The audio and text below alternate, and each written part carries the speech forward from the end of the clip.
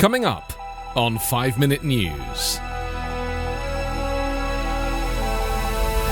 More pain and suffering ahead as COVID cases rise. US and Britain believe Iran attacked Israeli-managed tanker. And social media giants failing to act on anti-Jewish posts. It's Monday, August 2. I'm Anthony Davis. Dr. Anthony Fauci warned on Sunday that more pain and suffering is on the horizon as COVID-19 cases climb again and officials plead with unvaccinated Americans to get their shots. Fauci also said he doesn't foresee additional lockdowns in the US because he believes enough people are vaccinated to avoid a recurrence of last winter. However, he said not enough are inoculated to crush the outbreak at this point. Most new infections in the US continue to be among unvaccinated people. So-called breakthrough infections can occur in vaccinated people, and though the vast majority of those cause mild or no symptoms, they can carry about the same amount of the coronavirus as those who did not get the shot.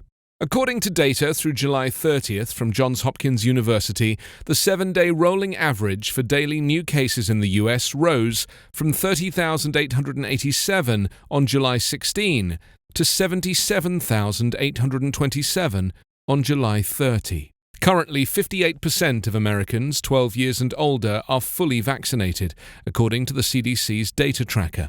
However, people are getting the message, and more are rolling up their sleeves amid the threat of the Delta variant, according to the director of the National Institutes of Health, Dr. Francis Collins, who said that vaccinations are up 56% in the US in the last 2 weeks. The United States and Britain said they believed Iran carried out an attack on an Israeli-managed petroleum product tanker off the coast of Oman on Thursday that killed a Briton and a Romanian, both pledging to work with partners to respond. Iran on Sunday denied it was involved in the incident after it was blamed by Israel. Upon review of the available information, we are confident that Iran conducted this attack, which killed 2 innocent people using one-way explosive UAVs, US Secretary of State Antony Blinken said in a statement, adding there was no justification for the attack.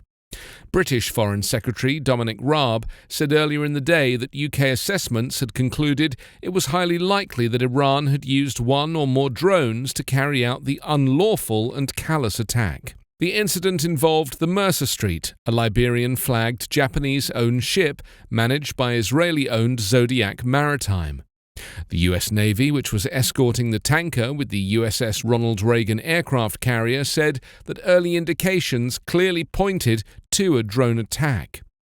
Israeli Prime Minister Naftali Bennett had accused Tehran of trying to shirk responsibility for the attack and called its denial cowardly. An Iranian Foreign Ministry spokesman told a weekly news conference on Sunday that Israel, the Zionist regime, had created insecurity, terror, and violence. These accusations about Iran's involvement are condemned by Tehran, he said. There have been varying explanations for what happened to the tanker. Zodiac Maritime described the incident as a suspected piracy, and a source at the Oman Maritime Security Center said it was an accident that occurred outside Omani territorial waters. Tensions have risen in the Gulf region since the United States reimposed sanctions on Iran in 2018, after then-President Donald Trump withdrew Washington from Tehran's 2015 nuclear deal with major powers. There has been a serious and systemic failure to attack antisemitism across the 5 biggest social media platforms, resulting in a safe space for racists, according to a new report. Facebook, Twitter, Instagram, YouTube, and TikTok failed to act on 84% of posts spreading anti-Jewish hatred and propaganda, reported via the platform's official complaint system. Researchers from the Centre for Countering Digital Hate, a UK-US non-profit organisation, flagged hundreds of anti-Semitic posts over a 6-week period earlier this year.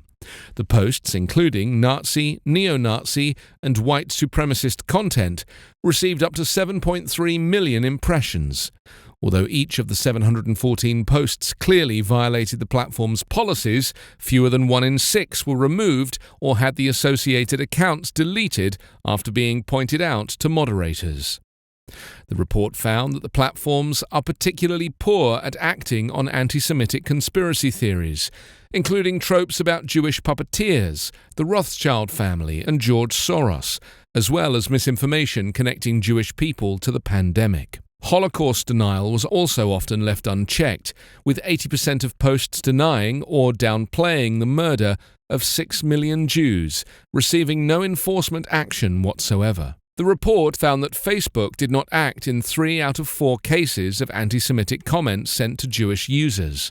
When TikTok did act, it more frequently removed individual comments instead of banning the users who sent them, barring accounts that sent direct anti-Semitic abuse in just 5% of cases. You can subscribe to 5-Minute News on YouTube with your preferred podcast app. Ask your smart speaker or enable 5-Minute News as your Amazon Alexa flash briefing skill. Subscribe, rate and review online at 5minute.news. 5-Minute News is an Evergreen Podcast covering politics, inequality, health and climate, delivering independent, unbiased and essential world news daily.